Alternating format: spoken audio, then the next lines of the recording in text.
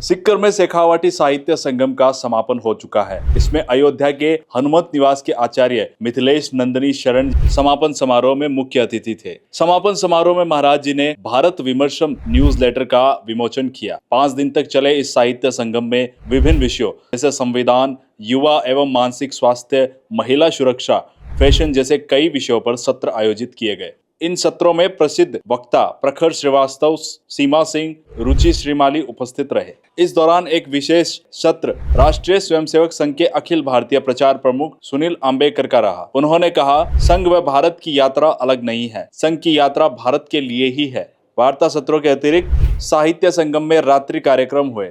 इसमें प्रसिद्ध गायक सवाई भाट व नाट्य मंडली युवा तरंग ने अपनी प्रस्तुतियां दी। कार्यक्रम में मिथिलेश नंदनी शरण जी ने सनातन धर्म, भारतीय संस्कृति पर क्या कुछ कहा, आप खुद सुनिए। विचार करते हुए तथाकथित सभ्य और समर्थ देश जब अपना टनों कचरा अंतरिक्ष और समुद्र में बिना बताए फेंक देते हैं तो आप क्या समझते हैं कि वे विश्व कल्याण में लगे हैं?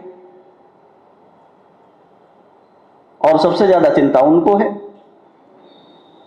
जो लोग धरती के ग्लोब के तप जाने की चिंता कर रहे हैं। असल में इसे तपाने में सबसे ज्यादा ईंधन उन्हीं ने उत्सर्जित किया है, जलाया है। वह सनातन धर्म जो पेड़ की एक पत्ती तोड़ने को भी अपराध मानता है, चींटी के मर जाने को अपराध मानकर उसका प्रायश्चित करता है और पिपीलिकादि बलि का निर्धारण करता है कि किसान पानी के घड़े रखता हुआ, खेतों में हल चलाता हुआ कीटों को बिना चाहे मार देता है। अपना आहार उपजाने में खेती करता हुआ एक कृषक अज्ञात रूप से जिन जीव जंतुओं को नष्ट कर देता है उनका अपराधी है, क्योंकि प्रकृति के संतुलन में चींटियों की भी भूमिका है। तो सनातन धर्म कहता है प्रायश्चित करो और उपजाए हुए अन्न का आटा बना करके चींटियों की बांबियों पर गिराओ और उनके वंश की रक्षा करो। और ये पीढ़ियों से अशिक्षित भारत की माताएं करती चली आ रही हैं। ये सनातन की विश्व दृष्टि है। सनातन विश्व को परिभाषित करता है तो अपने आराध्य नारायण के 1000 नामों में पहला नाम विश्व रखता है। पूरी दुनिया में मुझे नहीं पता है किसी दार्शनिक ने, किसी समाजशास्त्री ने, किसी विचारक ने, किसी दुनिया के धर्मोपदेष्टा ने अपने यहां विश्व का अर्थ परमात्मा किया होगा। और दुनिया की किसी भाषा में यदि विश्व का अर्थ परमात्मा होता हो तो आप लोग पढ़कर बताएंगे, केवल संस्कृत में विश्व परमात्मा का नाम है। जब आप विष्णु सहस्रनाम पढ़ेंगे तो विश्वम विष्णुर्वषट्कारो, विष्णु दूसरा नाम है, पहला नाम विश्व है।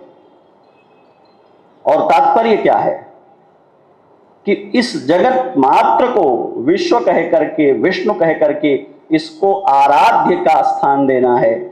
हम अपनी उपस्थिति से इसकी समर्चना करेंगे, ऐसी अवधारणा हमारी है। इस विश्व को अपने लिए भोग लेंगे, ऐसी अवधारणा हमारी नहीं है। और तब वे कहते हैं विश्वम भवत्येक नीडम। यह विश्व अब भूगोल और देश की जो अवधारणा है, मनुष्यों के बसने की जो अवधारणा है, उसको वो कहते हैं यह विश्व एक घोंसला है, यह विश्व एक ठिकाना है, यह विश्व जीव जंतुओं के आश्रय का स्थान है। और ये कहते हुए वो बताते हैं कि इस पर आप अपनी नेम प्लेट नहीं लगा सकते, इस पर आपके नाम की तख्ती नहीं हो सकती। असंख्य पीढ़ियां आपके पहले की यहां से होकर गई हैं और आपके बाद असंख्य और पीढ़ियां आने वाली हैं। आपको अधिकार नहीं है कि आप इस पर कहीं अपना नाम चस्पा कर दें या इस विश्व को अपनी सुविधा में आकारित करने के लिए विरूपण करें। ये सनातन है। वो कहता है कि तुम्हारे आने के पहले असंख्य लोग ऐसे हो गए हैं। वो कहता है इस सृष्टि के होने के पहले भी ऐसी ही एक सृष्टि थी। तो यदि तुम इसे अपने हिसाब से बनाना चाहते हो तो भी गलत है, और यदि तुम इसके खो जाने से चिंतित हो तो खो मत, परेशान मत हो। यथा पूर्वम अकल्पयत, नष्ट होकर ये सृष्टि फिर से ऐसी ही हो जाती है। जो कुछ है ये पहले भी था और आगे भी रह जाने वाला है, और इसके बीच से तुम्हें होकर के चले जाना है। बहुत छोटे कालखंड में तुम्हें रहना है, इसलिए अपने अभिमान का शमन करो। इसलिए सब कुछ तुम्हारे लिए है। इस कुंठा के बाहर निकलो, इस महान यात्रा में एक छोटी इकाई के रूप में अपने को पहचानो और बहुत विनम्र होकर इसके भीतर से निकल करके जाओ। ये सनातन की दृष्टि है। दुनिया भर में समुद्र में रहने वाली अधिकाधिक मछलियों को निकाल करके बाजार के माध्यम से विश्व भर में पहुंचा दिया जाए, जब इस पर हम काम कर रहे हैं, तब भारत कहता है कि मां हिंस्यात् सर्वभूतानि। ये ठीक नहीं है। अब आप ये प्रश्न कर सकते हैं कि ये तो हमारे यहाँ भी होता है, हमारे यहाँ भी तो बड़ा मांस खाया जाता है, और राजस्थान में तो ये बोलना बड़ा कठिन है। लोग, तमाम सारे लोग असहमत हो जाएंगे कि ये तो बड़ी पुरानी परंपरा है। मैं उसमें जाऊंगा नहीं, धर्मशास्त्र में विलंब होगा। केवल ये हमारे यहाँ जहाँ कहीं भी मांस, मदिरा इत्यादि का सेवन आपको विधि के रूप में दिखाई पड़ता है, एक विधि होती है परिसंख्या। स्वभावतः प्राप्त चीजों को रोकने के लिए यदि रोका जाएगा तो नहीं रुक सकती, इसलिए उनको विधि के मार्ग से निषेध में ले जाया जाता है। इसे परिसंख्या विधि कहते हैं। तो जो कहीं आपको बलि दिखाई पड़ती है, कहीं किसी सेवा पूजा में, आगम विधि में मदिरा इत्यादि का प्रयोग दिखाई पड़ता है, वो रोकने की योजना से किया गया है, और परिसंख्या विधि है, वह मूल विधि नहीं है, करणीय होने के कारण नहीं किया गया है। तो जो बहुत अधिक कर रहे हैं उन्हें रेगुलेट करने के लिए वो व्यवस्था लाई गई कि जब ये अनुशासन में आएंगे तो क्रमशः इससे बाहर निकलेंगे। सनातन कहता है आप पहले इस सुपीरियरिटी की कुंठा के बाहर निकलिए कि आप महान हैं और बाकी सब आपके लिए है। हनुमान जी ने पूछा भगवान श्री राम को, कौन आपको प्रिय है? तो कहते हैं सो अनन्य जाके अस्मति नटरई हनुमंत, मैं सेवक सचराचर रूप स्वामी भगवंत। वह मुझको प्रिय है जिसमें यह बात दृढ़ हो गई है, चराचर जगत मेरा सेव्य है और मैं इसका सेवक हूं, मुझे इसकी सेवा करनी है। जन्म लेते हुए इस संसार में आते हैं, ना हम ऑक्सीजन सिलेंडर लेकर आते हैं, ना हम पानी की बोतल लेकर आते हैं, ना हम अपने खाने की कोई योजना लेकर आते हैं। यह संसार हमारा पोषण करता है और एक दिन हमको समर्थ बनाकर खड़ा कर देता है इस दुनिया को अपने हिसाब से जीने के लिए। तब हमें अपने आप से ये प्रश्न करना होता है कि इस संसार में आकर के इसके संसाधनों का जितना उपभोग हमने किया है, क्या अपने बाद की पीढ़ियों के लिए वैसा ही अच्छा करके हम कुछ छोड़ जा रहे हैं या नहीं? ये सनातन की अवधारणा है। और सनातन की वो अवधारणा हमें कहती है कि जन्म लेते ही कुछ ऋण हमारे सिर पर आ जाते हैं। वो ऋण है जिस मां ने गर्भ में रखकर मेरे लिए कष्ट सहा है, अपनी नींद, अपना भोजन, अपना शरीर खपाया है, जिस पिता ने अपना सम्मान, अपना धन, अपना समय हमारे ऊपर 20 साल तक निवेश किया है, हम उसके लिए क्या करने की स्थिति में हैं? तो वो कहता है मातृ ऋण है हमारे ऊपर, पितृ ऋण है हमारे ऊपर, गुरु ऋण है हमारे ऊपर, ऋषि ऋण है हमारे ऊपर। और इस तरह सनातन आपको इस बात के लिए अनुबद्ध करता है कि आप इस संसार में स्वतंत्र नहीं हैं। आपको जिन लोगों से प्राप्त हुआ है उनका लौटाने के लिए आप विवश हैं और बाध्य हैं। तो जब दुनिया में तमाम तरह की बड़ी नीतियां दिखती हैं कि पिता की संपत्ति में पुत्र स्वाभाविक उत्तराधिकारी नहीं है, और इतनी अवस्था के बाद उसका अपना जीवन पुनर्जन्म क्या होता है, आनुवंशिकी क्या होती है, तब सनातन उनको बताता है मनुष्य एकाकी जी करके, घुट करके मर जाने के लिए नहीं है। मनुष्य बहुराष्ट्रीय कंपनियों में श्रम करने के लिए उपजाया गया रोबोट और पशु नहीं है। मनुष्य अनादिकाल से प्रवाहित वो चेतना जो मनुष्यों में विद्यमान है, उसको पूर्वजों से पाने और वंशजों को दे जाने के लिए है, और यदि इसको चरितार्थ नहीं करता है तो मनुष्य कहलाने का अधिकारी नहीं है। ये स्थापना सनातन की वो स्थापना है जिसके लिए पूरा विश्व भारत की ओर देखता है, जिस कारण दुनिया के सबसे बड़े उपदेशकों ने पूरब की सराहना की, भारत का उल्लेख किया और इसकी सजा पाई। मैं संदर्भों में इसलिए नहीं जा रहा हूं कि आप उनसे परिचित हैं। दुनिया भर में श्रेष्ठतम विचारकों ने जब जीवन के बारे में, तत्वमीमांसा के बारे में, जीवन के परम लक्ष्य के बारे में बोलना प्रारंभ किया, स्वाध्याय प्रारंभ किया, तो उनके भीतर से फूट पड़ा कि जो कुछ मैं कह रहा हूं यह सब भारत में पहले कहा गया है। तब उनके यहाँ सुपीरियरिटी की कुंठा से भरे लोगों ने किसी को विष दे दिया, किसी को सूली पर चढ़ा दिया कि ये सब तो हमारा पेटेंट है, भारत का नाम क्यों लेते हो। आज भारत फिर से घूमकर उस दिशा में देख रहा है।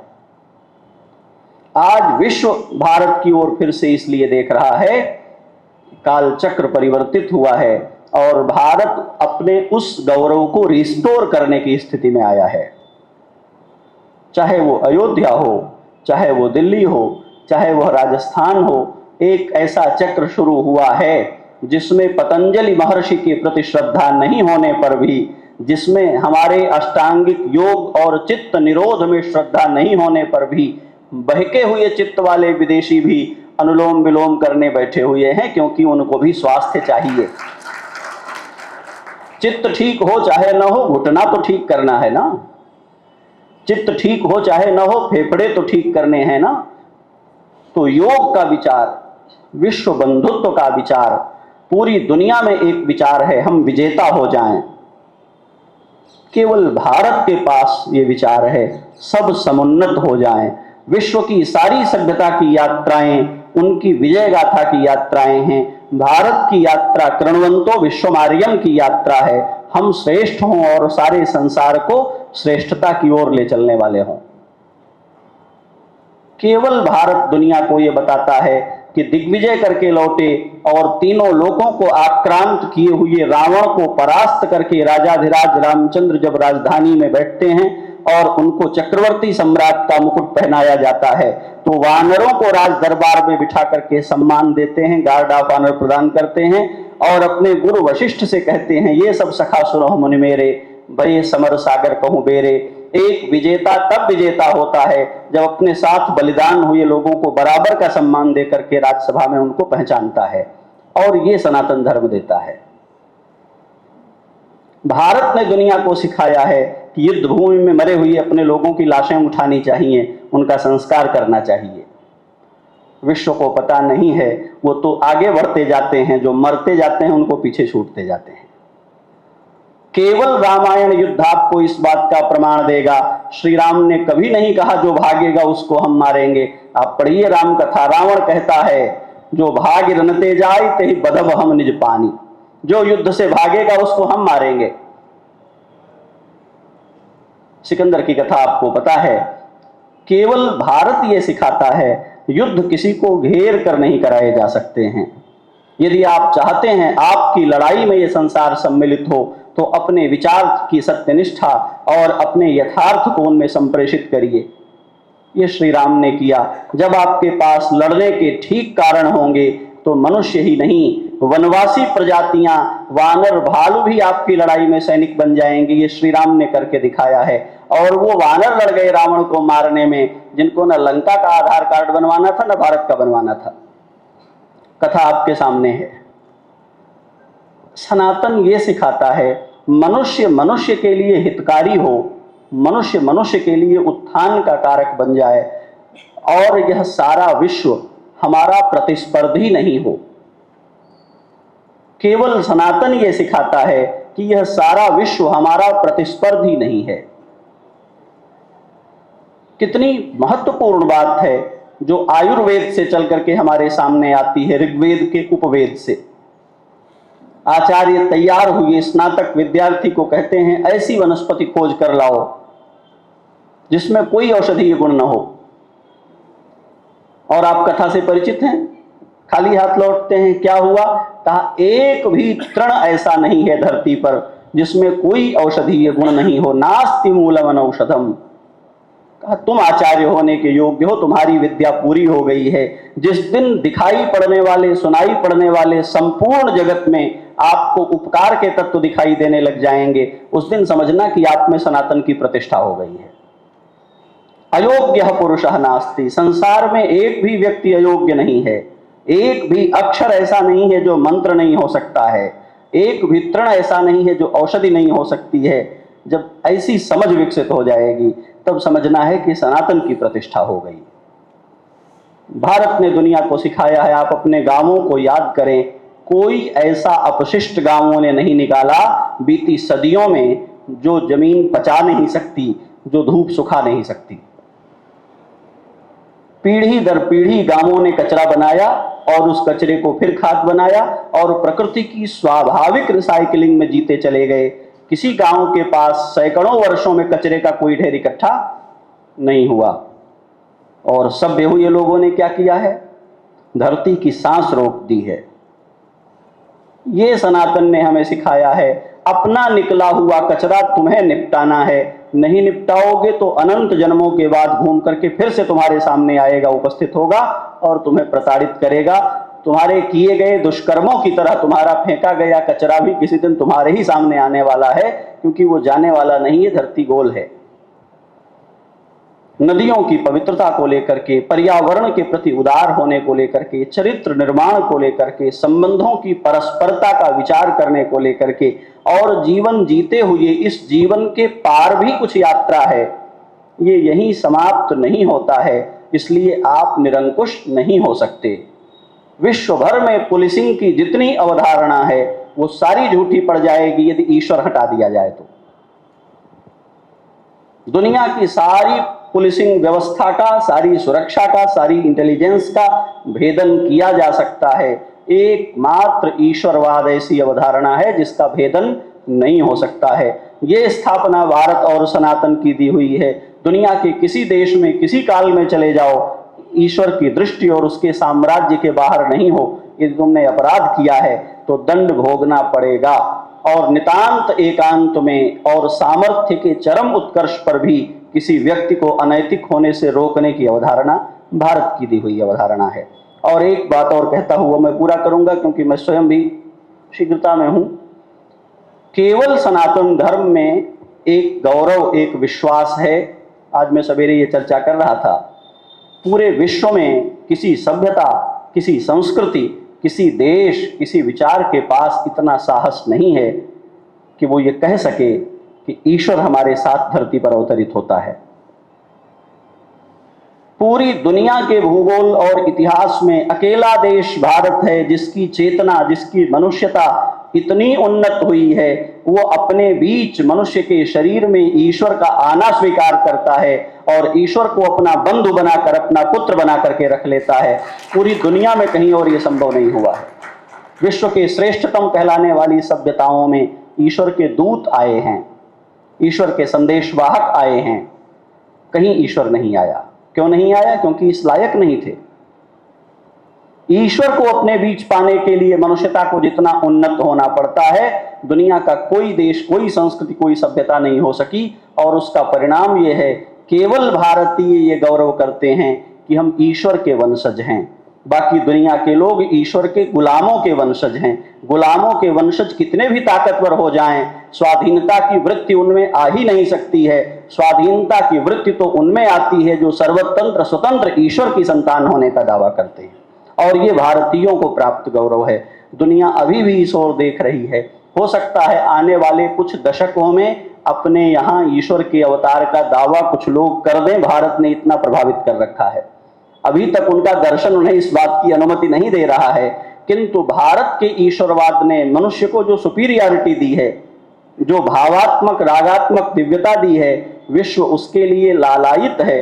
और यह आश्चर्य नहीं है यदि आपके देखते देखते दुनिया में कोई ये घोषणा करे कि हमारे यहाँ भी ईश्वर का अवतार हुआ है, क्योंकि इस ओर जाने के लिए मनुष्यता लालायित है। उनके यहाँ अभी तक ये संभव नहीं हुआ है। दुनिया ने जितने विचार बनाए, जो बोध का विकास किया, वो एक बात पर केंद्रित है, जीवन कैसा है। केवल भारत है जिसने ये बताया है जीवन क्यों है। कैसा होना द्वितीय प्रश्न है, क्यों होना प्राथमिक प्रश्न है।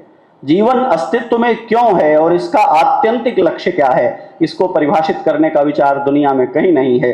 वे जीवन के अस्तित्व को परिभाषित कर सकते हैं, इसके बाद कोई विचार नहीं रखते, इसके पहले कोई विचार नहीं रखते।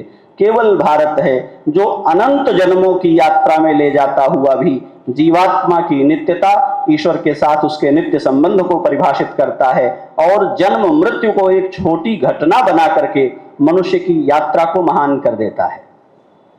विश्व इस ओर देख रहा है। मैं बहुत छोटे मोटे उदाहरण और आपको ये बताने लगूं कि किस किस देश में रामलीला होती है, कहाँ कहाँ खुदाई में पुरातात्विक चिन्ह पाए गए हैं, ये सब इंटरनेट पर भी है और आप सबको पता है, इसलिए मैं उस दिशा में नहीं जा रहा हूँ। मैं अवधारणा पर बात कर रहा हूँ। सनातन ने हमें क्या दिया है जो दुनिया के लिए पाना बाकी है, जिसलिए दुनिया हमारी ओर देखती है। अब हमारा दायित्व ये है, हम अपने आप से पूछें कि कितना हम अपने जीने में सनातन को बरत रहे हैं, कितना हम अपने जीने में सनातनता की रक्षा कर रहे हैं। जब महाभारतकार कहते हैं माता के प्रति, पिता के प्रति, गुरु के प्रति ऋण मान करके संतान आजन्म और उनके दिवंगत हो जाने के बाद श्राद्ध पक्ष में पितृतर्पण इत्यादि के द्वारा उनसे अपने ऋण से मुक्त होने की चेष्टा करे, तो हमें अपने आप से पूछना चाहिए एष धर्म सनातनः, तो ये हम कर रहे हैं क्या? कृते च प्रतिकर्तव्यम एष धर्म सनातनः, जो श्रीमद् वाल्मीकि रामायण कहती है, जिसने आपके ऊपर उपकार किया है कृतज्ञ होकर के प्रत्युपकार की चेष्टा करिए। तो क्या हम ये करने में लगे हैं? क्या हमने किसी का उपकार पचा करके उससे आंखें फेर तो नहीं ली हैं? क्या हमने किसी से पाकर पचा लिया लौटाना नहीं चाहते, ऐसी कुंठा तो नहीं है? क्या हम अपने ऊपर जिन्होंने निवेश किया है उन माता पिता, गुरु, ऋषि और समाज के प्रति अवज्ञापरायण तो नहीं हो गए हैं? और यदि हम ये करने की स्थिति में हैं, हमारी युवा पीढ़ी जिसके सामने बड़ी चुनौतियां हैं और हमारी बीती कई पीढ़ियों से जो कहीं अधिक योग्य है, आज उसके सामने भी ये प्रश्न है। व्हाट्सएप यूनिवर्सिटी के नए नए ट्रोल आते रहते हैं, यहाँ जल देने से कहीं मिलता है क्या? सूर्य को जल देने से वहाँ पहुँचता है क्या? ये सब बच्चों के प्रश्न हैं। मैं इनमें जाऊँगा तो देर लग जाएगी। हमारी योजना ये थी कि कुछ प्रश्न भी आप लोगों के आने हैं, पर मैंने कुछ अधिक समय ले लिया। मैं केवल एक बात कहता हुआ, मनुष्य के जीवन के साधन जुटाने पर विश्व भर ने श्रम किया है। मनुष्य को मनुष्य बनाने और श्रेष्ठतर मनुष्य बनाने का काम केवल सनातन ने किया है, जो अभी विश्व के लिए पाना बाकी है। विश्व भर में इस समय जो स्थितियां हैं और आसमानों में निरंतर गरजते गिरते निरपराध महिलाओं, बच्चों, निर्दोष अबोध संतानों को हजारों हजार की संख्या में प्रतिदिन मारते हुए देश, उसके राजनीतिक कारण कुछ भी बता दें, ये मनुष्यता को पुरस्कृत करने वाली घटनाएं नहीं हैं। और वे समर्थ और महान कहलाने वाली विश्व की महाशक्तियां भारत के प्रधानमंत्री से प्रार्थना करती हैं कि मोदी जी आप मध्यस्थता करें तो ये विनाश रुक जाएगा। ये सनातन की शक्ति है जिसकी ओर दुनिया अभ्यर्थी होकर के देख रही है। हमें इसको पहचानने की आवश्यकता है, अपने भीतर यह गौरव बोध लाने की आवश्यकता है। मैंने बहुत समय लिया, आप सभी को बहुत साधुवाद। और कुछ प्रश्न यदि अभी आने हो तो हम समझते हैं 2-3 प्रश्न लेकर के फिर पूरा करेंगे। धन्यवाद। जय सिया राम।